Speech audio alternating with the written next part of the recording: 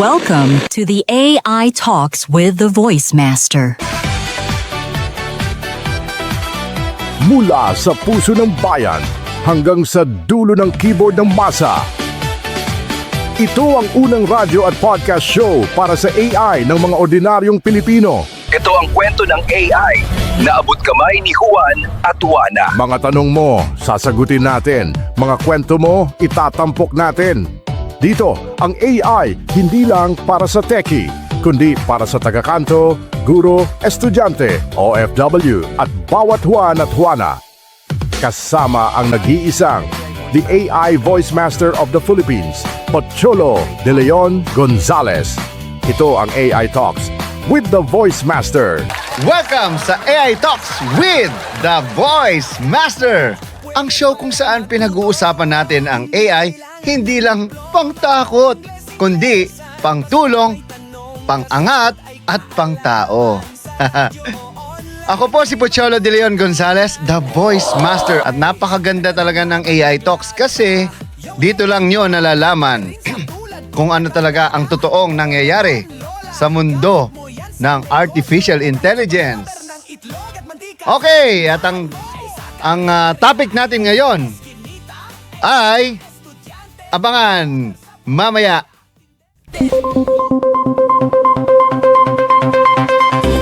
This is the AI Talks with the Voice Master.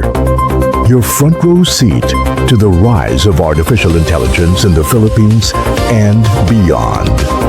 The stories, the voices, the future, all in one conversation that matters. Welcome to the AI Talks with the Voice Master.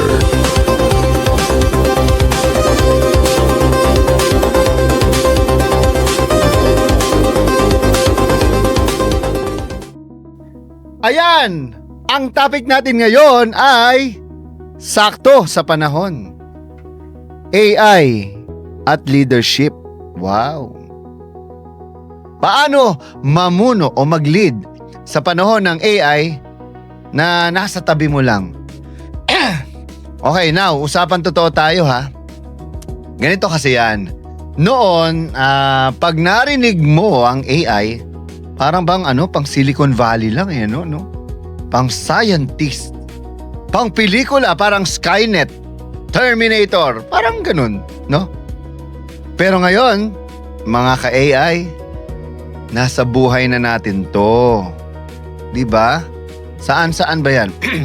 Nasa phone mo, nasa email mo, nasa meeting mo, nasa caption mo, nasa script mo, nasa mga editing mo, nasa workflow mo, at araw-araw nang ginawa ng Diyos, no? Pansin mo, AI na yung pinag-uusapan ng lahat.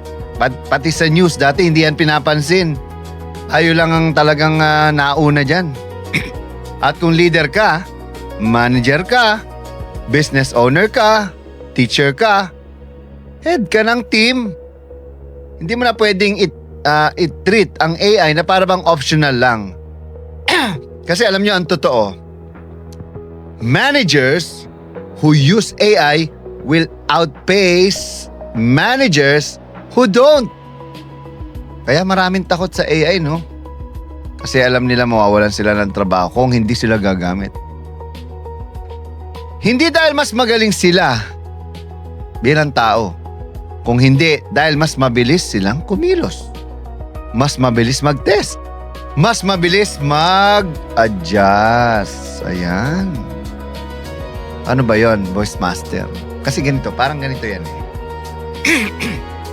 Kung may dalawang tao na parehong marunong mag-drive, yung isa manual, yung isa automatic, syempre parehong makakarating. Tama, oo, di ba? Pero yung may automatic, mas relax. Mas less pagod. Mas less mental load. Kaya mas kaya niyang mag-focus sa road. Di ba? Marunong din naman akong mag-drive ng manual, pero ako tatanungin mo, ayoko, masyadong maraming trabaho meron. Diba? Ganun din kasi yung AI. Hindi ito pumalit sa driver. Ikaw pa rin naman yung driver, diba? Pero tinatanggal niya yung unnecessary na bigat para makafocus ka Saan? Siyempre, sa direction. Ngayon, gusto kong i-share sa inyo yung natutunan ko sa sarili kong experience. Kasi galing ako sa mundo ng voice acting, dubbing, training, production, years of building systems.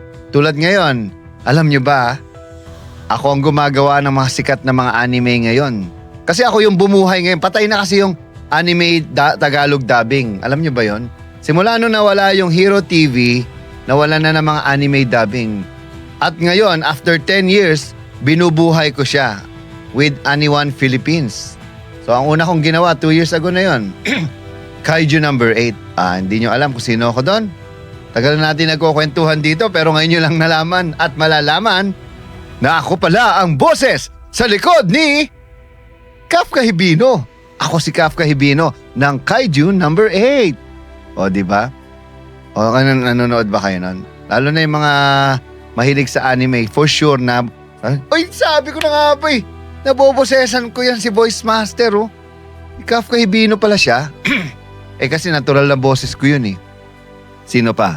Ito. Si Engine ng Kaiju. Ng Gachi Akuta pala.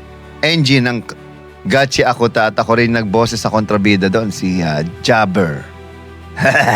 Kilala niyo ba si Jabber? Yung tawa ng tawa. Tuwa kayo, no? At ako din yung nagkalat na boses sa mga AI. Oo, napansin niyo ba? Parang familiar yung boses ni Voice Master talaga eh. Ako kasi naman talaga yon. Kaya ako ang most recognizable voice sa buong Pilipinas na nagtatagalog. Oo. Pwede rin naman gawing English. Walang problema yon. Magaling kasi AI sa tao, no? Hello? Kaya maraming takot na voice talent ngayon. At alam nyo ba? Meron pa kaming bago. Ano yon? Solo leveling. Di ba? Season 1 and 2. Ako si Mr. Choi doon. Sino pa ba? Pangalan ko yun eh. Sino pa? Sa My Hero Academia. No? Vigilantes. Alam niyo sino ako doon? Ako nga pala, si Captain Celebrity. Di ba parang si Master Pogi? Tsaka ako si All Might. Yan, boses ko yun. Abangan niyo sa Aniwan. Mag-subscribe na kayo, Aniwan Philippines, Aniwan PH. Anyway, alam nyo, sa totoo lang, matagal na akong leader bago pa sumikat yung AI na yan. Oo naman, 1996 ko tinayo yung Voice of the Youth. Kaya nga maraming broadcaster ngayon na sumikat dahil sa Voice of the Youth, dahil sa akin. Naging leader ako sa studio, sa mga youth affairs, sa mga youth leader, di ba? Naging leader ako sa training rooms, naging leader ako sa mga projects, naging leader ako sa mga teams. At ito yung napansin ko Alam niyo kung ano yun? AI does not magically make you a better leader. Tulad ko, 30 years na ako nagli-lead. Elementary pa lang ako, leader na ako eh. Alam niyo ba yun? Kasi AI is a supplement, not a miracle machine.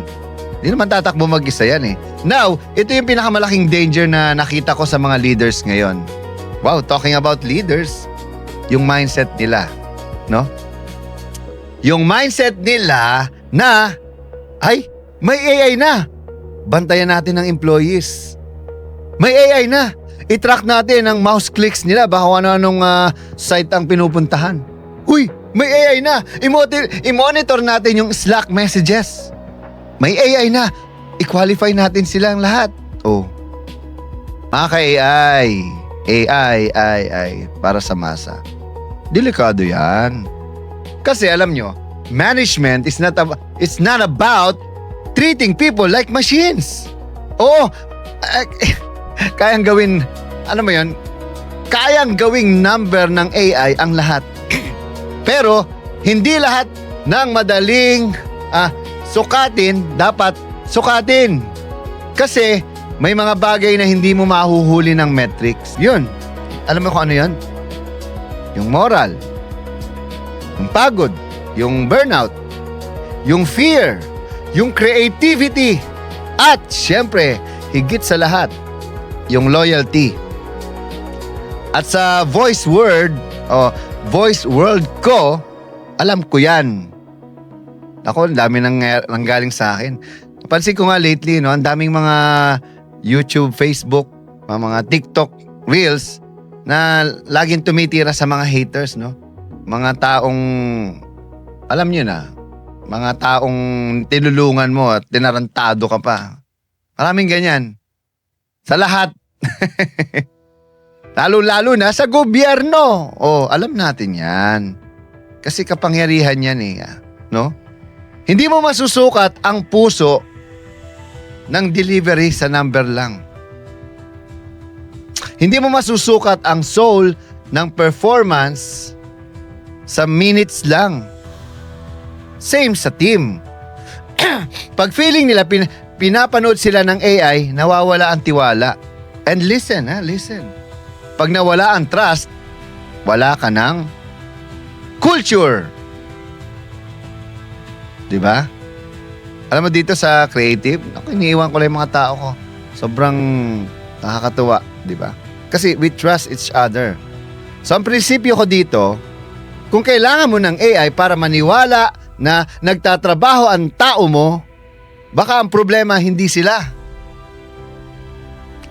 Diba? Kung kailangan mo pa ng AI para maniwala na nagtatrabaho sa babantayan mo, baka ang problema ay ikaw. Baka mali ang hiring mo, mali ang leadership, ang expectation setting, ang communication. Kasi, eto ang totoong leader ay hindi nagbabantay, kundi bumubuo at nagbubuo. So saan dapat natin gamitin ang AI as a leader? Ito yung mga practical na gamit na talagang ramdam ko sa experience ko. Okay? Una, meetings and documentation. Alam niyo mga ka-AI, ilang beses na ba tayong nag-meeting na parang ang ganda ng usapan, no? Tapos, after 1 hour, wala na. Evaporated. Oy, ito lang Parang mga motivational speaker lang yan. Alam nyo, motivation and inspiration has expiration. Ako naniniwala. Ako kasi motivational speaker din ako. Pero ang daming mga scammer dyan ng mga motivational speaker eh. Wala namang business, pero talk us about business. Di ba? Parang napaka-impokrito naman ng mga yan. Saka lalo na ngayon, naggagaling-galingan kasi i-chat GPT lang kung ano yung sasabihin. Feeling nila sila yung di ba? Nagsabi at may experience kuno. Ito walang notes, walang action items, walang clarity kung sino yung gagawa. Dati may note taker, kawawa. Kasi yung hindi nakikinig ng buo, yun kasi yung nagsusulat. Ngayon, AI can help. AI can transcribe, summarize. AI can list action items. AI can remind what was agreed. Dati kasi walang recording, no, na maraming napapasinungalingan ba? Kung napag-usapan na bigla na lang, ay hindi naman natin, wala kang record, patay ka. Ang big deal nito sa leadership kasi, less time sa clerical, more time sa coaching. At yun ang gusto mo, di ba? At yun ang gusto mo bilang leader. Hindi yung maging taga-compile ng updates, taga-remind, taga-habol. Gusto mo mag-lead, di ba? Be a leader. Pangalawa, onboarding and repetitive question. Alam niyo sa Creative Voices, sa training, sa teams, pare-pareho ang tanong ng mga bagong tao, no? Minsan, sino ang point person? Ano ba ang process? Paano po ba ito? Nasaan po yung file? Diba? Lalo na pag may mga bagong mga tao dito. Valid yan, normal yan. Pero, kung leader ka, alam mo, time sink yan. So AI can be your internal assistant. Pero take note, hindi para bawasan ang human interaction, kundi para alisin yung low stakes talk para mas marami kang oras sa high stakes talk. Yung mentorship, yung feedback, yung growth, yung culture. Pangatlo, decision making and brainstorming. Ayan, ito yung favorite ko eh. Kasi as leaders, madalas mag-isa tayo nag-iisip. May decision, may risk, may pressure. What if may partner, may partner ka sa thinking? Matagal ko nang gusto mo yan. Pero hindi mo, boss. Hindi oracle. It's a partner. Pwede mong sabihin, AI, ito yung plano ko. Hanapin mo ang butas. AI, kung competitor ka, paano mo ako tatapatan? Paano mo ako, kumbaga, tatalunin? AI, anong blind spot ko dito? Diba? Parang rehearsal. Parang stand-up comedian. Tinetest kung yung jokes sa maliit na crowd, diba? Bago ilabas sa big stage, kung magwo-work ba yan, ganon. Ganon yung AI. Parang testing space, ganon. At dito mo mararamdaman ha, mas gumaganda ang decision quality mo. Kasi napipilitan ka mag-isip ng mas malalim. Oh. Pero ito ang big warning mga ka-AI. Let's check boundaries, no? Yung HR, legal, IT. Kasi hindi pwedeng basta mo ilagay yung hindi mo basta pwedeng ilalagay ang trade secrets, meeting minutes, customer data sa kung anong tool. Kailangan may guardrails. Ganon. Kasi leadership is not just about speed. It's about responsibility. Wow, responsibility. Ngayon, paano ko i-summarize ang leadership in the age of AI? Simple. Mas nagiging important ang pagiging tao. Yun. Kasi ang tao, may empathy, judgment, courage, values. Tapos, pinaka-importante, purpose, no? Kasi ang AI, magaling sa task. Pero ikaw, leader ka. Ikaw ang may trabaho sa tao. At dito ko gustong, ibitin muna tong programa natin. No? Mga ka-AI, ang AI is not here to replace you. Ang AI is here to reveal you. I-reveal niya kung organized ka ba, kung clear ka ba, kung humane ka ba, kung may vision ka ba. So ang tanong ko sa bawat leader na nanonood ngayon, gagamit ba ako ng AI o hindi? Kundi, anong klaseng leader ako habang gumagamit ng AI? Oh. Alright? So, marami pa tayong mapapanood. Alam nyo, nakakatuwa tong episode natin. Mabuhay kayo. At mabuhay makataong pamumuno sa panahon ng artificial intelligence. Manood tayo ng AI Talks at syempre, Balitang AI kasama yan. At pupunta tayo sa CES. Makikita nyo yung mga bagong high-tech na mga gadgets. At syempre, this week, kahapon actually, we just had our induction sa Philippine AI Business Association o PAIBA, led by the President, Jerry Ilaw. With that, I'll see you later. Bang! At ito ang AI 101, ang inyong unang hakbang sa mas malalim na kaalaman sa mundo ng artificial intelligence. AI 101, ang babala ng Godfather of AI. Bakit posibleng maging job shock year ang 2026? Alam mo yung takot na parang pelikula, na isang iglap lang, snap, tapos wala nang trabaho, parang si Thanos. Pero AI ang kalaban. Matagal na natin naririnig yan, paulit-ulit. Pero ngayong papasok tayo sa bagong yugto ng AI, bumalik ulit ang babalang yan. At galing ito sa mismong tinatawag na Geoffrey Hinton, ang Godfather of AI. Hindi siya influencer, hindi siya guru sa TikTok. Siya ang isa sa mga taong tumulong bumuo ng artificial neural networks, ang mismong pundasyon kung paano mag-isip ang AI ngayon. Kaya kapag siya ang nagsabi ng babala, hindi ito hype. Ito ay obserbasyon ng isang insider. Ang sabi ni Hinton, hindi pa tapos ang disruption. Ang nakita natin ngayon ay simula pa lang. Sa 2026, mas bibilis at mas lalawak ang kakayahan ng AI at dahil dito, mas maraming trabaho ang maaapektuhan. Simple lang ang logic niya. Kung ang AI ngayon kayang gumawa ng 60-minute software task, very soon kaya na nitong buuin ang buong proyekto.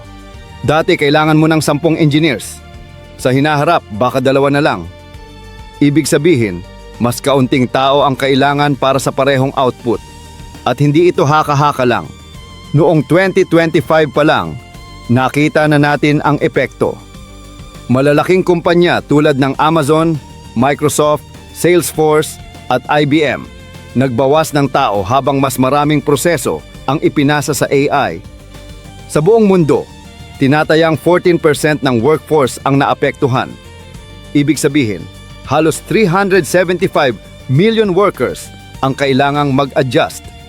Hindi lahat nawalan ng trabaho, pero milyon-milyon ang napilitang mag-shift ng career o baguhin ang skill set. Sa datos na lumabas, US, halos 1.9 million jobs ang nawala. China, 1.2 million. India, higit 650,000 IT service jobs. Sa kabuuan, tinatayang nasa 4 to 5 million jobs ang direktang nawala dahil sa AI adoption, pero mahalagang maintindihan ito. Hindi rin perpekto ang AI. May mga kumpanyang nagkamali. Isang Swedish fintech company ang nagtanggal ng 700 empleyado para palitan ng AI. Pero kalaunan, napilitan ding mag-rehire dahil hindi kinaya ng AI ang lahat ng gawain. Dagdag pa, ayon sa reports, 95% ng generative AI pilot projects ay pumalpak. Ibig sabihin, marami pa ring AI projects ang hindi kumikita o hindi gumagana sa totoong mundo.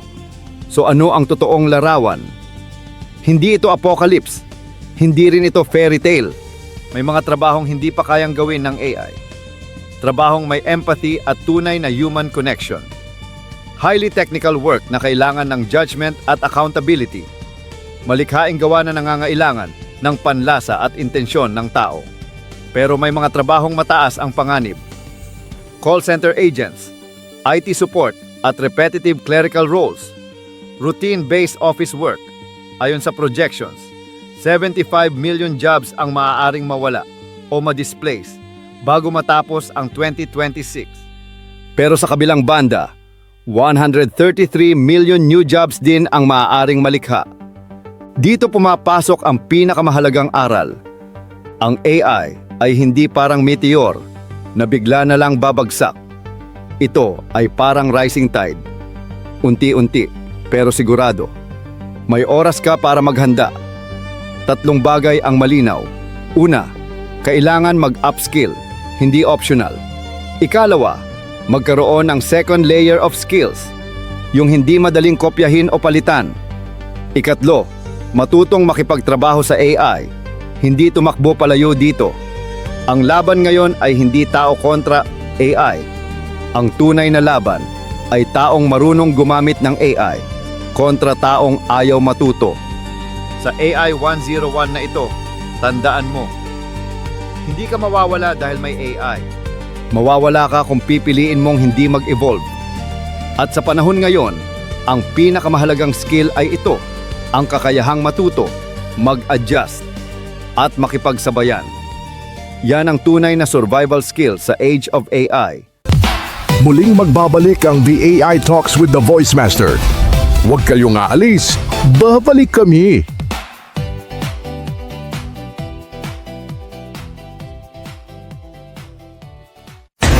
Muling nagbabalik ang boses ng Artificial Intelligence para sa bawat Filipino.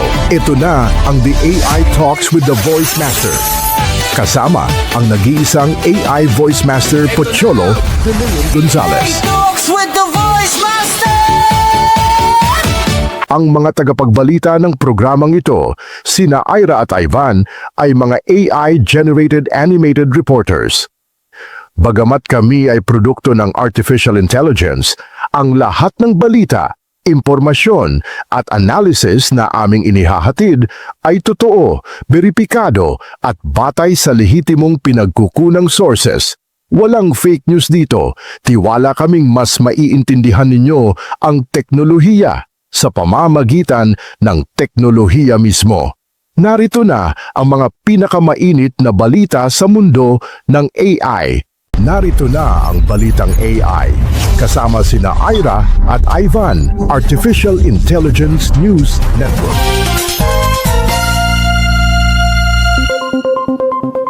Great day!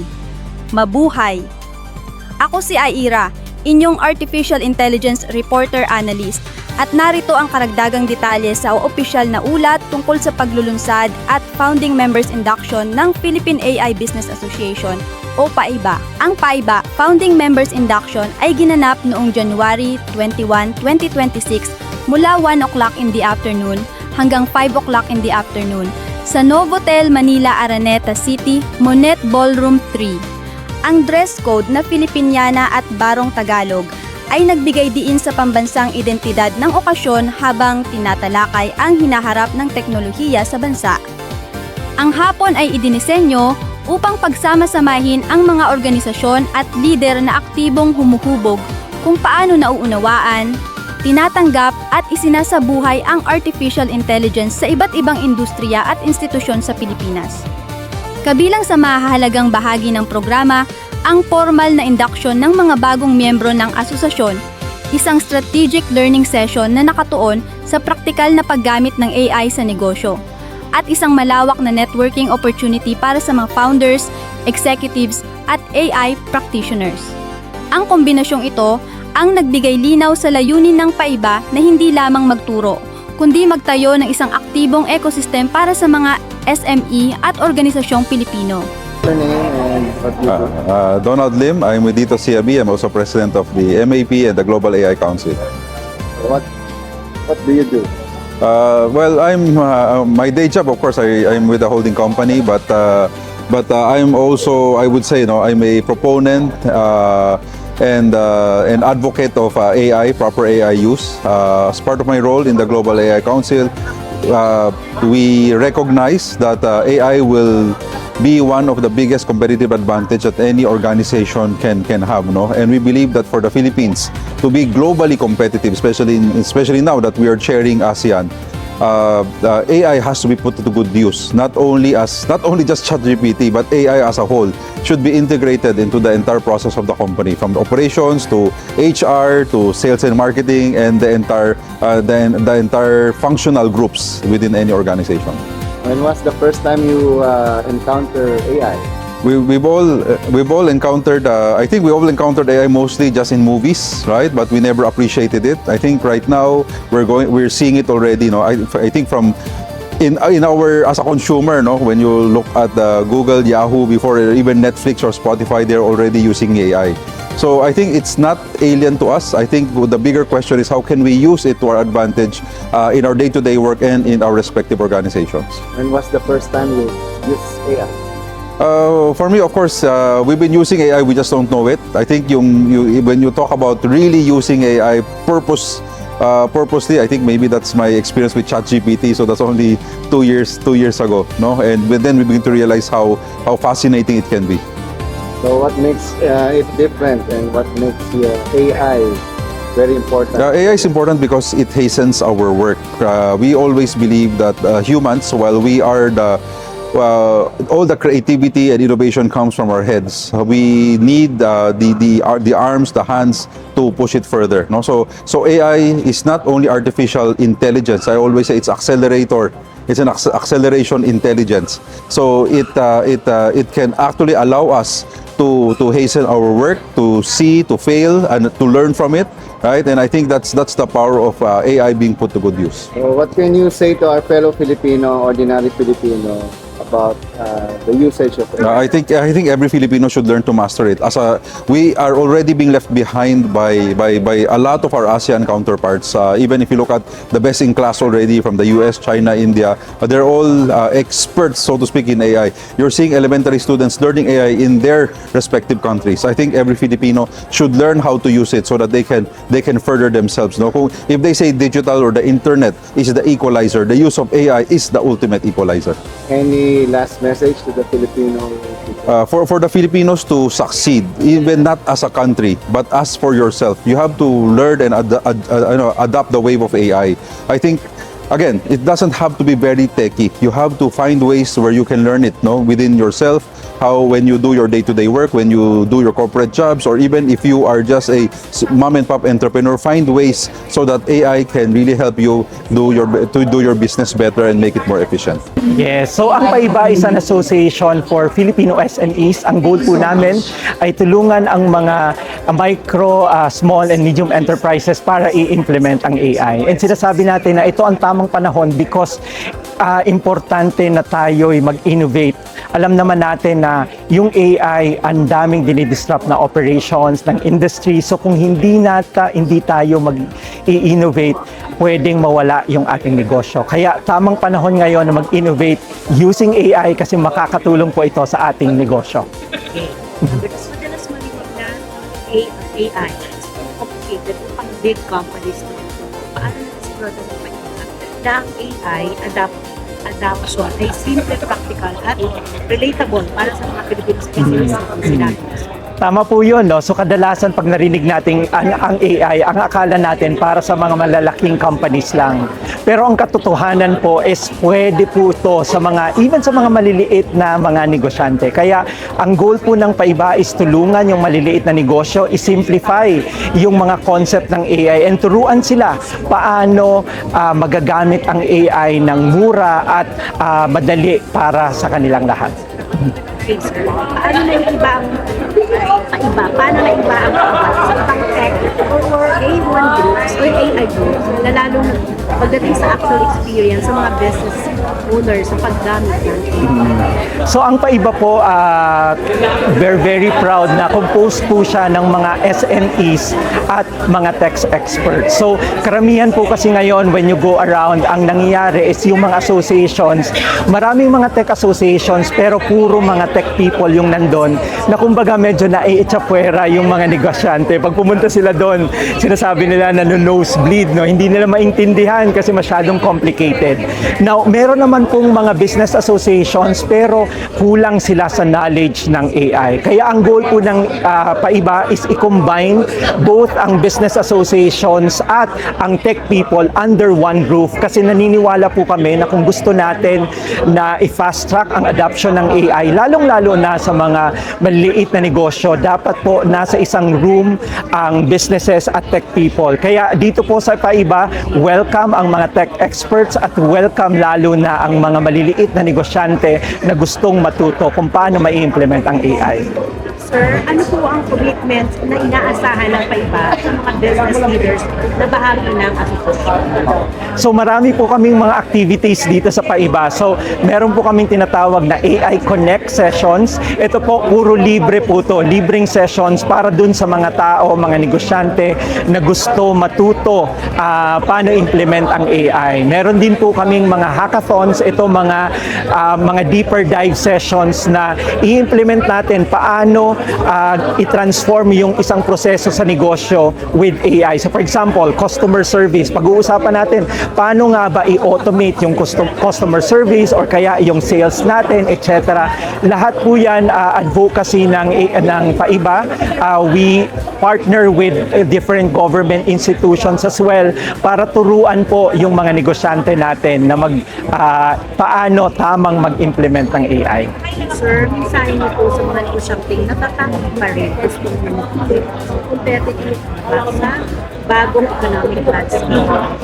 Tama po yun. Medyo nakakatakot po yung AI kasi nga bago siya. Pero very important po na tandaan natin na lagi ko ngang sinasabi na kapag hindi po tayo nag-innovate, kapag hindi natin yung inadapt yung technology, maiiwan po tayo. So, balikan po natin nung early 2000, yung buzzword is basically computerized. No? So, kung hindi ka marunong gumamit ng computer, maiiwan ka. Now, in the early 2010s, social media naman. So kung hindi ka marunong gumamit ng social media, maiiwan ka. Ngayon po, AI is a big opportunity. Sabi ko nga, parang equalizer siya sa mga big businesses because with AI, kahit maliit na negosyo ka lang, pwede mong i-implement yung AI at matutulungan kang mapalago yung inyong negosyo at maging efficient yung inyong operation. So tamang-tama po na gamitin natin at huwag tayong matakot sa AI.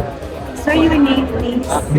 Ako po si Jerry Ilaw, co-founder and founding president ng Philippine AI Business Association. Inaanyayahan ko po kayo na mag-visit sa aming website paiba.org para po kung gusto nyong malaman ano pa ang pwedeng service na mabigay namin sa inyo. Maraming salamat po. Muling pinatunayan ng dami at kalidad ng dumalo na ang interes ng mga negosyo sa AI ay hindi na mababaw.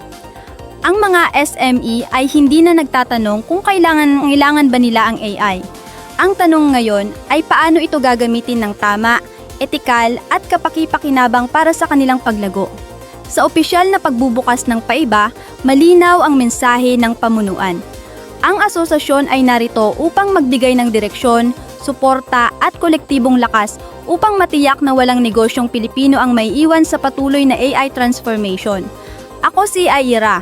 At ito ang Balitang AI kung saan ang teknolohiya ay may malinaw na direksyon at ang negosyo ay may kasamang malasakit at layunin. Sa likod ng bawat inobasyon, may kwento ng tao. Narito ang segment kung saan teknolohiya ay nagiging personal. Ito ang AI and Personal Interviews kasama sa AI Talks with the Voice Master. Welcome to How to Build the Future. Today our guest is Mark Zuckerberg. Mark, you have built one of the most influential companies in the history of the world, so we are especially excited that you are here. I'm not sure where to go from there. Well, why don't we start with just the early days of Facebook? Tell us what it was like when you started it. Sure. So, for me, the thing that I was really fascinated by, and always have been, is people, right? And how people work. When I was in college, I studied psychology and computer science. And one of the things that you learn when you study psychology is that there are all these parts of the brain which are geared just towards understanding people, right? Understanding language, how to communicate with each other, understanding facial expressions, emotions, processing. Yet when I looked out at the internet, right, in 2004, which is when I was getting started, you can find almost anything else that you wanted, right? You could find news, movies, music, reference materials. But the thing that mattered the most to people, which was other people and like understanding what's going on with them, just wasn't there, right? And I think what was going on was that all that other content was just out there, able to be indexed by, search engines and other services. Yeah. But in order to understand what's going on with people, you needed to build tools that made it so that they could express what was going on with themselves. I wanted to figure out what courses to take, so I built this little website, Course Match, that that just made it so that you could enter what courses you were taking and you could click on them and see who else was in them, and it did all these correlations, so it told you people who took this course were likely to enjoy this course too. And the thing that just struck me from the beginning is people would just spend hours clicking through here are the courses that people are taking, and wow, isn't it interesting that this person is interested in these things, and it was just text, right? There was nothing that was like super interesting there, but that just struck me as people have this deep thirst to understand what's going on with those around them. And, there were probably, 10 other things like that I built when I was at Harvard before I actually got around to building the first version of Facebook that kind of added a lot of these things together. Did you think Facebook was going to be a company when you started? I built the first version of Facebook because it's something that my friends and I wanted to use at Harvard, a directory and a way to connect with the other people around us. And I didn't think at all that it was going to be a company. I remember very specifically the night that that we launched the first version. I went out to get pizza with a couple of my friends who now work here, and I remember really clearly we were talking about how one day we thought that someone was going to build a community like this for the world, and that would be some company. But it clearly wasn't going to be us. I mean, it wasn't even. It didn't even occur.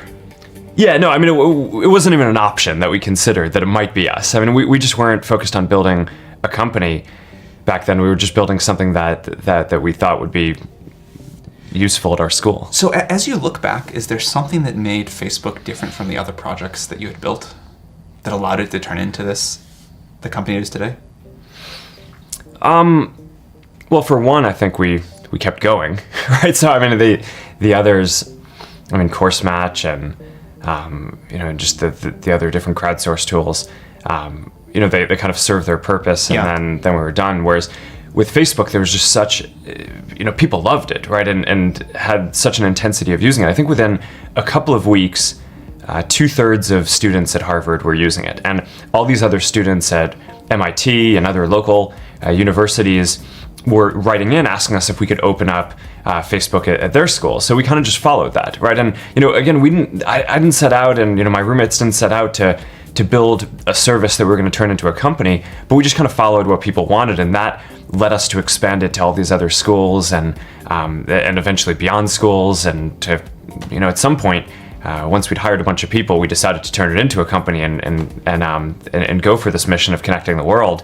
But that's not where we started. As you think about where you did start, is there other advice that comes to mind that you give to other people that want to build products that you can take away from the early days of Facebook?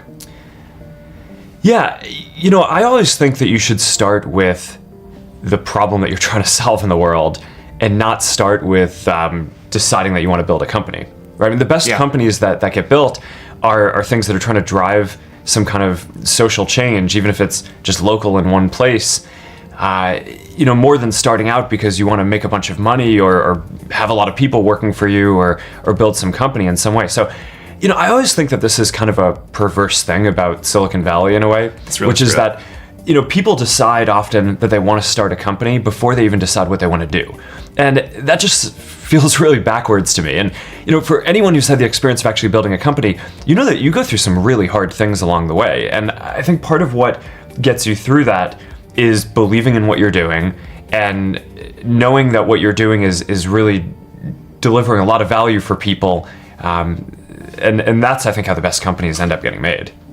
What are you most excited about over the next 20 years? What do you think will be the major transformations? How will Facebook transform? How do you think the rest of the world will transform? So we have this 10-year roadmap. That was great. 3 of the big changes that we want to see in the world. And we're focused on 3 things. Connectivity, right? So getting everyone in the world on the internet. Right now, more than half the world is not on the internet, which is, I think a lot of people in Silicon Valley probably take this for granted, right? The internet, because it just is not uniformly available. And if we want to solve a lot of the big challenges of the world today, they're not problems that any one group of people or even one country can solve, right? They really involve coming together and giving everyone an opportunity to participate in solving them.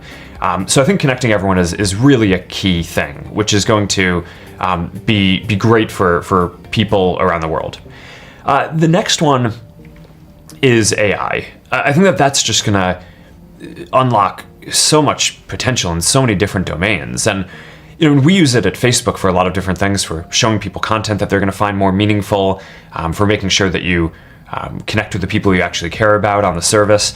But in a lot of ways, the work that we're doing on AI to push the fundamental, state-of-the-art forward is exactly the same stuff that's going into systems that diagnose diseases better, right? Or find better drugs to treat people, or that other companies are using when they build self-driving cars. And these are things that are going to save lives, right? I mean, if you can, I heard this story recently that at this conference where someone has built a machine learning application where you can take a picture of a lesion on someone's skin, and it can detect instantly whether it's skin cancer, with the accuracy of the best dermatologists and doctors in the world. So, I mean, who doesn't want that, right? I mean, now, like, you're going to be able to put the power in your doctor's hand to become the best doctor in the world at that thing. Everyone will be the best doctor in the world.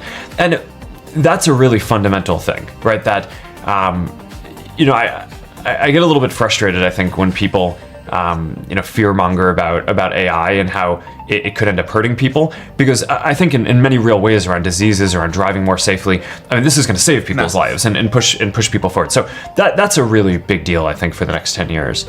And then, the next thing that I always think is going to make a big difference is, every 10 or 15 years, there's a new major computing platform that comes around that allows people to do completely different things than they could do before, right? So, 20 years ago, most of us were using desktop computers. They were kind of clunky. We used them in work because it made our work more productive, but most people didn't use them for fun. Now we have phones, which help us connect with each other, and they're much more human devices. But there's going to be another platform after that. And I think that's going to be virtual reality and augmented reality. And that, I think, is just going to help people, be more creative, experience what other people are feeling much more immersively than we even can through video and things like that today. So I'm really excited about that trend as well. So you were 19 when you started Facebook. One question we hear a lot at Y Combinator is, I'm 19 today. I really want to, do whatever I can to make the world better. What should I do? So how do you advise people who are 19 today and want to impact the world like you have? I always think that the most important thing that entrepreneurs should do is pick something they care about, work on it, but don't actually commit to turning it into a company until it's working. And I think that if you look at the data of like the very best companies that have gotten built, I actually think a tremendous % of them have been built that way and not from people who decided up front that they wanted to start a company, because you just get locked into some local minimum a lot of the time, a local maximum. I totally agree. And just to make this point, how far into Facebook did it actually become a company? I don't know. I think it became a formal Delaware company when Peter Thiel invested about 6 months in. When we were first talking to Peter about raising money, Dustin and I were very clear with him that we were planning on going back to school. Right? I mean, I started Facebook when I was a sophomore. We took the summer off, right? No classes over the summer. We were working on it. And then, our stated game plan was to go back to school in the fall and continue working on it then, but not like sit in an office and work on it full time. And Peter was just kind of like, all right, sure you are. I guess he knew better than we did. You think he just believed that you weren't actually going to go back to school? He must have. I mean, you'd have to ask him. But yeah. I will. We're interviewing him in this series. I will there ask you that go. question. So I think he would probably say that he knew that we were not going to go back to school, or believed that he could talk us out of it, but he didn't have to. It was pretty clear that the amount of work was just growing so quickly. But we actually didn't drop out immediately. We told Harvard that we were taking 1 semester off. And then we told Harvard that we were taking another semester off, and then a year off. And then after that, we kind of decided we weren't going back. Speaking of Peter, and sort of a closing question, what's the best piece of advice he ever gave you? I think Peter was the person who told me this really pithy quote that in a world that's changing so quickly, the biggest risk you can take is not taking any risk. And I really think that that's true, right? I mean, a lot of people, I think that, whenever it comes to, whenever you get yourself into a position where you have to make some big shift in direction or do something, there are always people are going to point to the downside risks of that decision. And locally, they're maybe right? I mean, for any given decision that you're going to make, there's upside and downside. But in aggregate, if you are stagnant and you don't make those changes, then I think you're guaranteed to fail, right? And not catch up. So to some degree, I think it's really right that over time, the biggest risk that you can take is to not take any risks. That is a great place to leave it. Thank you very much. All right. Hello! Welcome back! Mga ka-AI, mga ka-authentic innovators. Bago tayo magpaalam, hayaan nyo munang ilagay natin sa malinaw na konklusyon ang lahat ng napag-usapan natin tungkol sa AI at leadership. Sa panahon ngayon, hindi na tanong kung darating pa ba ang AI sa pamumuno. Nandito na siya. Actually, siya ang dahilan kung bakit naglalaban-laban ang mga bansa ngayon tulad ng China at Amerika. Kasama na natin siya kasi sa trabaho, sa desisyon, sa sistema at sa pang-araw-araw na operasyon. Pero alam nyo, malinaw din ang isang bagay. Hindi AI ang leader, okay? Tao pa rin. At AI ay hindi konsensya. Hindi to may pananindigan, wala itong paninindigan. Hindi ito marunong umunawa ng takot, pagod at pangarap at syempre yung mga pangangailangan ng tao. So, ang kayang gawin ng AI ay pabilisin ang trabaho, linawin ang impormasyon, tulungan ang pag-iisip at bawasan ang bigat ng paulit-ulit na gawain. Pero ang direksyon, ang desisyon at ang epekto sa tao, nasa atin pa rin bilang mga leader. Nasa leader pa rin. Sa panahon ng AI, mas nahahayag kung anong klaseng leader ka. Nabubulgar. Kaya maraming corrupt officials ang ayaw sa AI. Kung malinaw ka mag-isip, mas malinaw kang gagawa at mas lilinaw ka. Kung makatao ka, mas magiging makatao ka. At kung magulo ka, mas magiging mabilis ang gulo. Kung walang tiwala, syempre mas lalala ang distansya. Kaya ang tunay na hamon ng AI leadership ay hindi technical. Ito ay moral at makatao. Paano mo gagamitin ang teknolohiya para palakasin ng tao? Hindi para bantayan sila. Paano mo gagamitin ng AI para magkaroon ka ng mas maraming oras sa coaching, mentoring at pakikinig? Paano mo gagamitin ang AI hindi bilang kapalit ng leader, kundi bilang katuwang ng isang leader na may malinaw na layunin? Ang leader na marunong gumamit ng AI ay hindi yung pinakamaraming tools, kundi yung may pinakamalinaw na prinsipyo. O, di ba? At dito po nagtatapos ang AI Talks with the Voice Master. Ako po ang inyong lingkod, ang nag-iisang Voice Master ng Pilipinas. Walang iba kundi si Pocholo De Leon Gonzales. Maraming salamat sa bawat Sabado na kasama ninyo kami sa pag-unawa, pag-uusap at paghubog ng mas makataong paggamit ng AI. Stay connected with us. Siyempre may Facebook ako, The Voice Master. At siyempre AI Talks with the Voice Master. Naka-upload po lahat ng mga Facebook natin episodes doon. YouTube, AI Talks with the Voice Master. At syempre ang TikTok and Instagram, Pocholo Gonzales. At ang website ko ay www.pochologonzales.com.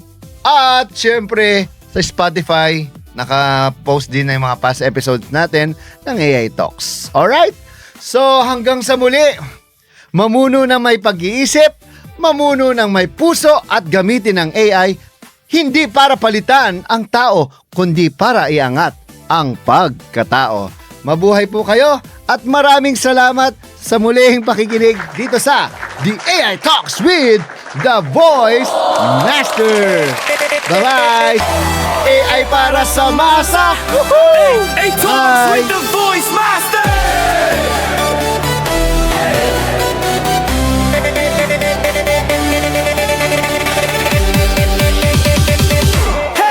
Sa tindahan ni Aling Nena, sa sakayan ni Kuya Boy, may narinig na usapan, AI daw di lang laruan, hoy! Pangmayaman yan, sabi ng tambay sa kanto. Pero teka, kahit ako, pwede palang matuto. Hindi kailangan ng diploma o Ingles-Inglesan, basta may tanong, kasagot ay kaalaman. Sa radyo o online, may matututunan. AI para sa masa, para sa sambayanan. Hey! Ay para sa masa, sa radyo humahatayo. Kwento mo ay mahalaga kahit ikaw ay simpleng tao. AI Talks with the Voice Master, lakas ng bagong sigla, boses ng bawat huwan, para sa bagong Pilipinas.